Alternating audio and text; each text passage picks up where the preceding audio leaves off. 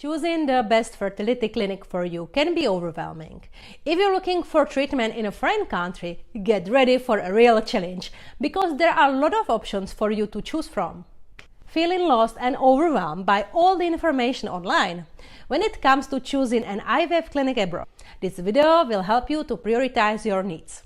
Hello everyone, my name is Anna and I'm an IVF patient advocate and medical researcher whose mission is to support individuals and couples on their fertility journey. Today you're going to learn how to prepare a smooth and stress-free IVF experience abroad.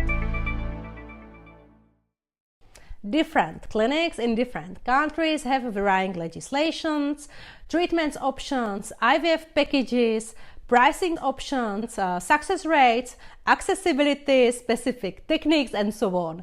The first step is to have a clear idea of what is the most important to you. Narrow down the clinics that offer the treatment you want and also check the legislation. In some countries, you have to be legally married to have fertility treatment. In addition, in some countries, access to fertility treatment is restricted for single people or same-sex couples, and only heterosexual couples can access the treatment. The upper age limits for women also vary from country to country. For example, while in the Czech Republic, the upper age limit for female recipients is 48 years plus 364 days, in Spain, Greece, or Cyprus, you can be treated also after 50. In some countries, for example, again, Czech Republic or Spain, there are stricter anonymity rules for the use of donor eggs or sperm. Do you want the donor of your eggs or sperm to be completely anonymous? Or would you prefer for your child to find out who the donor is at the age of 18? This is possible, for example, in Portugal. Furthermore, clinics in Europe do not allow you to see the donor's picture or get a lot of detailed information about them. This is something that is possible in the US, for example. You will also need to check that the clinic you choose has a donor with your phenotype available in its database, as most European clinics have Caucasian donors and only a few of them have Asian or Afro-American donors. If you are struggling with being overweight, you will also need to discuss this with the clinic, what their upper BMI limit is. Your weight is a factor that can affect your chances of success. Some clinics may have a weight limit, for example, because of the equipment in the operation theater. If you're traveling from abroad, bear in mind that you may have to make several trips. Ideally, choose a destination with direct flights. Check whether the clinic is in the same city as the airport or whether you will have to make additional journeys. And if so, check the connections, the duration of the travel, and the train and bus fares. Take into account the technology, equipment of the clinic for IVF treatment. Look for clinics with state-of-the-art laboratory, advanced reproductive technologies, and innovative treatment options. Some clinics offer a wide range of support services. This may include help with travel and accommodation, counseling, acupuncture, or diet and nutrition support. Having all of this under the same roof can be a great help. However, I strongly recommend that you also compare costs and offerings from other providers in order to make an informed decision about any additional services you may need. We all love numbers and we want to be reassured that the clinic we're using is the most successful one. But don't get confused by how clinics present success rates. The shiny figures on the clinic's website are often linked to the marketing presentations.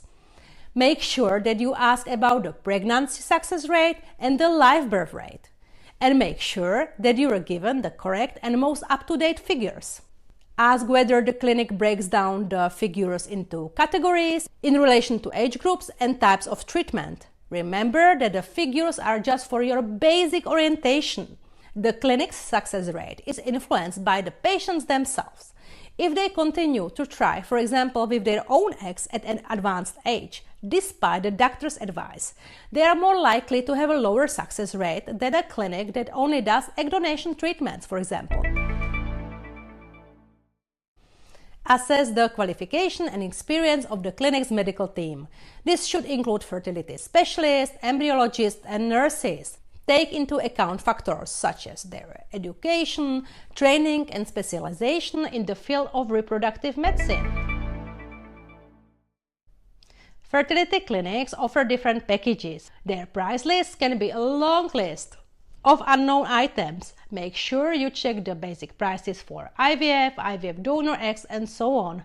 Ask what is included in the packages, whether there are any guarantees or discounts for further attempts. Check additional costs that are needed for services such as an anesthesia, blood works, preoperative exam, blood test, check-up scans, and others. Ask what additional laboratory techniques are available for your particular case. Inquire about the laboratory techniques used by the clinic as part of the packages they offer. Some of these may not be necessary or beneficial in your individual case, so ask for a personalized package. Remember that medication, travel, and accommodation costs are always at the top of the list. Ask the clinic coordinator for the full financial plan for the treatment before you make any commitment and before your treatment begins. Research the prices your clinic offers you for purchasing medication there versus pricing at a pharmacy in your country of residence or online pharmacies. Read the reviews and see what other people say, but make up your own mind by contacting the clinic, by emailing and calling them. Clinics have thousands of patients a year, but only a few of them leave reviews online, so it is impossible to have a sufficient number of reviews to make a summary.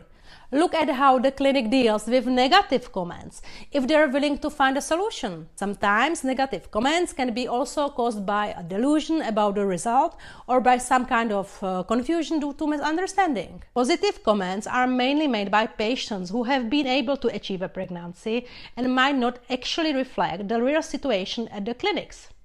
Try and find positive comments from people who have not been successful but who have still praised the clinic. Effective communication is essential during the entire process. Make sure that you and the IVF coordinator are on the same page with each other. Check what the response times are when you are in treatment versus before and after the treatment. If communication is slow from the start and there is lack of detailed answers, it can lead to complications during the treatment. Be proactive and involved in your treatment. You're a member of the team as well, and you're responsible for your own health. Ask for clarification at any time and express your doubts if you have any. Make sure the clinic is accredited by reputable organizations and meets international standards for IVF treatment.